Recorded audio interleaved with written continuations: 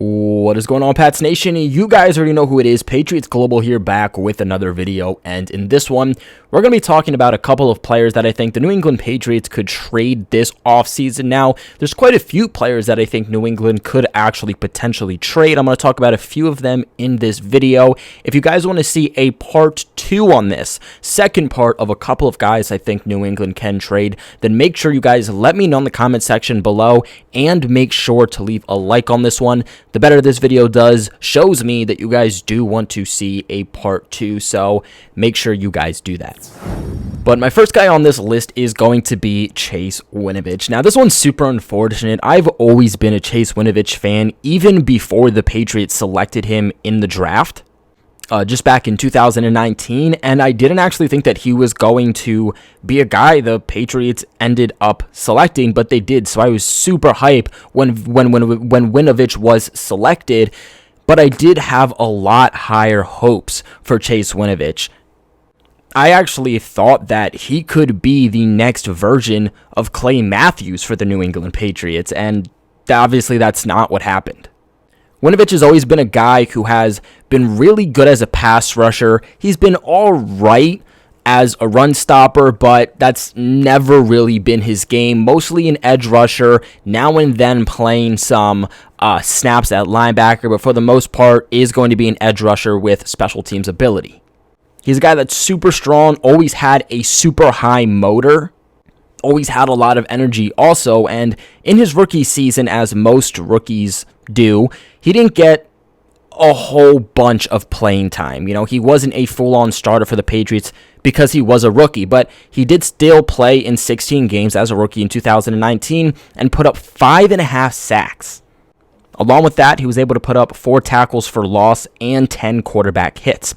In 2020, he played in another 16 games, started in 9 of them. Let's also remember that in 2020, the Patriots had a lot of holes, so these, second, third tier guys were getting bumped up into starting roles. Winovich definitely took advantage of that, still not playing as much as we all expected, by recording an interception, 1 forced fumble, 2 passes defended, another 5.5 sacks, 48 total tackles, 6 tackles for loss, and 12 quarterback hits. He also did not have a terrible PFF grade in 2020, an overall grade of 69.5, a run defensive grade of 56.6, which really brought that down, but a pass rush grade of 72.3. The Patriots had given him 348 pass rush snaps and 207 run defensive snaps. Now, even last offseason, we were hearing a lot of rumors about Chase Winovich maybe being a guy the Patriots moved on from. I was thinking about it, didn't know how much I bought into it. He progressively has gotten better each and every single year, and then 2021 hit. The Patriots obviously went out and splurged in free agency, brought back Kyle Van Noy, brought on Matthew Judon, brought back Lawrence Guy, Devon Godchow, brought back Dietrich Wise. They drafted Ronnie Perkins and Christian Barmore. Not to mention also still having Josh Uche, who I think a lot of people had expectations for heading into his second year in the NFL. Now, Chase Winovich in 2021 took a really big step back, his worst season so far, and is really one of the big reasons that proves that he could be a guy on his way out this offseason, appearing in only 13 games, had 0 total sacks, only 11 tackles, 0 tackles for loss, and only 1 quarterback hit. Winovich was also given very limited time when it came to actually playing defense. The most defensive snaps he got the entire season was Week 17 against the Jacksonville Jags. He got 45% of defensive snaps with only 21 total. Other than that, he was only getting 22% of defensive snaps a game, 27, 28, 12, 9%, 10%, 4%, and then of course weeks 13 to week 16, he was on IR. So clearly the Patriots don't feel that there's that much in Chase Winovich to include him in the defensive scheme and or game plan, but special teams, it's a different story. Now, he still isn't getting the majority bulk of special team snaps, but compared to defensive snaps, he is playing a lot more. 52% of special team snaps a game, 66, 56, 64, 52, 48. Special teams is clearly where the Patriots are mostly utilizing Chase Winovich, and I think that he is a very good defensive player, and he's going to play extremely well somewhere else. I'm not going to say he's going to be one of the best at his position, but I do think that he can be a 9, 10, 11, maybe even 12 sack leader. But he just does not fit the scheme for the Patriots, and that's the issue. The way he plays, the personality, it's just not the way Bill Belichick likes to run things. I don't believe that it's a lack of talent for Chase Winovich. It's just a scheme fit and a usage fit here in New England. I think there's going to be several teams that are interested in Chase Winovich, but because of how he played in 2021 and just even looking at his numbers the last couple of years, I don't expect it to be anything too high when it comes to compensation. You're not going to get a first-round pick. You're not going to get a second-round pick. I doubt you're going to get a third-round pick. I think absolutely at best, you'll get a fourth-round pick, but I think maybe a fifth-round pick is probably in that sweet spot for Chase Winovich. Somewhere between a fourth to fifth is probably in that sweet spot, but I do expect there to be a market for Winovich. He's going to be in contract year, so that's going to be another thing that brings down his value. Contract-wise, it's not going to be much against the cap for any team that does decide to trade for him, but you are getting a one-year rental for him under contract, which is why I do think at this point it's better to just trade the guy. You have so much depth behind Chase Winovich. You have guys like Ronnie Perkins, who was drafted last year, that still needs to get involved. Might as well just move on from Winovich at this point, pick up some draft capital. Now, next up on this list is going to be quarterback Jarrett Stidham. Now, Jarrett Stidham is going to be another guy drafted in that 2019 draft class, who is someone who could potentially be moving on from the team in this offseason. Now, straight off the bat, compensation, I do not expect it to be much for Jarrett Stidham. You're probably just getting a 6th to 7th round pick, and at that, it's probably going to be a pick where Jarrett Stidham would have to meet certain requirements in order for the Patriots to get that pick. I don't expect Jarrett Stidham's market to be high whatsoever, but I do think that there are some teams that would be interested in trading for him. Now, he has been under the Patriots system since 2019. Let's remember that means he did learn under Brian Hoyer.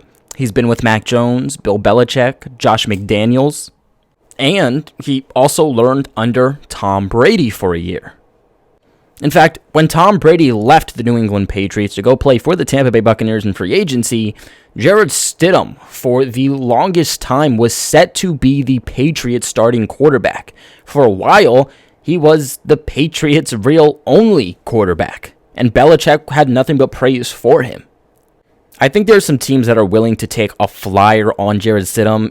Again, for a 6th, 7th round pick, you're not really giving up much. And Jarrett Stidham has shown flashes of being good. He's shown flashes of potentially being able to be a decent starting quarterback. Nothing great by any means, but at the very least, good quality backup quarterback, which could go a long way for some teams. Now, former Belichick disciples could also be interested in trading for Jarrett Stidham. Now, if Brian Flores goes to the Houston Texans with Nick Caserio, they could be a team that potentially looks to trade for Jarrett Stidham, especially with everything going on still with Deshaun Watson. If Josh McDaniels decides that he's going to go to the Raiders, he might want to trade for Jarrett Stidham also, so he at least has a backup quarterback and a quarterback that he is familiar with and knows his system. The Patriots obviously have their future quarterback and their starting quarterback in Mac Jones, and based on history, they like to have guys in the NFL who are very experienced, whether that's Brian Hoyer or whether that's some other free agent quarterback who's off the streets. They like to have experienced quarterbacks who have been with a multitude of different teams, and I think those are just much better options at this point than Jarrett Stidham. Trade him, see if you can get anything for him. If not, then I guess keep him for the one extra year that you have him under contract. And the last one I have for you guys is actually another 2019 draft selection by the Patriots. Didn't mean for it to pan out that way, but it definitely goes to show just how terrible the 2019 draft class was for New England. That's Nikhil Harry. Nikhil Harry's basically as good as gone at this point. It's just a question mark of where is he going to go? Are the Patriots going to release him, or are the Patriots going to trade him? Now, I will say I think a trade is much more likely. I, again, don't think that the market for Nikhil Harry is going to be crazy, but I definitely believe there will be a few teams that are interested in trading for him, and it also helps the Patriots out if they trade him versus releasing him. Now, not only would they get some type of compensation back for Nikhil Harry, but because it is a trade and not just straight up releasing him, the team that would trade for Nikhil Harry would actually have to take on his signing bonus, which means New England would not have to pay that, meaning that if the Patriots trade him rather than straight up releasing him, they would save some money against the cap. And that's something I explained in my video on how the Patriots can free up cap space this offseason. If you guys haven't checked that out, make sure you check it out after this video. Very good in-depth video. But Nikhil Harry has really been probably the biggest disappointment that has come through in New England's system since he was drafted. Nikhil Harry's best season came in 2020, where he eclipsed 309 yards, 57 targets, 33 receptions, and 2 touchdowns. This past year, he plays in 12 games, starts 4 of them. He's targeted 22 times, which actually is a career low for him. 12 receptions, which is actually the same amount that he had in his rookie season. Only 184 yards, 0 touchdowns. Not to mention him having a fumble both in 2020 and 2021. Now, the Patriots' usage with Nikhil Harry in 2021 was very up and down. He started the season playing a very low amount, as I'm sure you would expect. Obviously, guys like Kendrick Bourne, Jacoby Myers, and Nelson Aguilar are all well above him on the depth chart. But early in the season, he was playing about 20 to 35% of offensive snaps. Then, towards the middle to second half, he was playing 52%, 41%, 49%, 53%, and actually week 16 against Buffalo, he played a season high of 95%, but then the final 2 weeks of the season ending it with lows of 19% and 8% of offensive snaps. Nikhil has shown some really great moments throughout his career since he was drafted by the Patriots in 2019. It's been very few moments, but there have been some moments. It seems that in the offseason and training camp, he really flashes. He really shows the ability. He shows the ability a couple of times throughout the preseason, but has dealt with a lot of injuries since being drafted, which has kept him out for most of the preseason. But then you get in season, and he's just nothing but inconsistent. He makes a play here and there every season, but other than that, Nikhil Harry just does not fit this system. He doesn't fit the New England Patriots offensive scheme, and I just look back to this selection and just it didn't make sense from the jump. I do think Nikhil Harry can have some success elsewhere, but he is not going to be a 900, 1,000 yard receiver in the NFL. The Patriots offense relies on short area quickness, being able to run a good route sheet, having good release, having good hands, which is the exact opposite of Nikhil Harry. He gets no separation. He's very slow, very sluggish. He's a 50-50 ball catcher, strong hands for the most part. He's really the exact type of guy the Patriots 9 out of 10 times avoid because they do not fit in the system.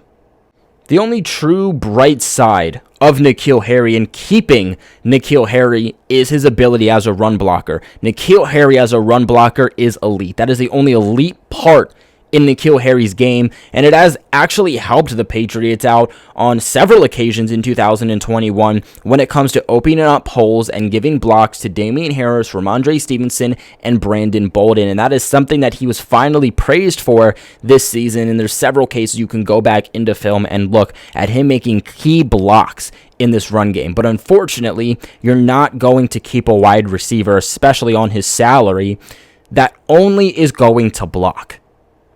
I think that if you're going to get a 5th round pick for Nikhil Harry, you take that. You know, the longer you keep Nikhil Harry at this point, the less you're going to get for him, especially because he's in the final year of his contract. You traded him last year. I believe that you're definitely getting much better compensation than you're going to get for him now.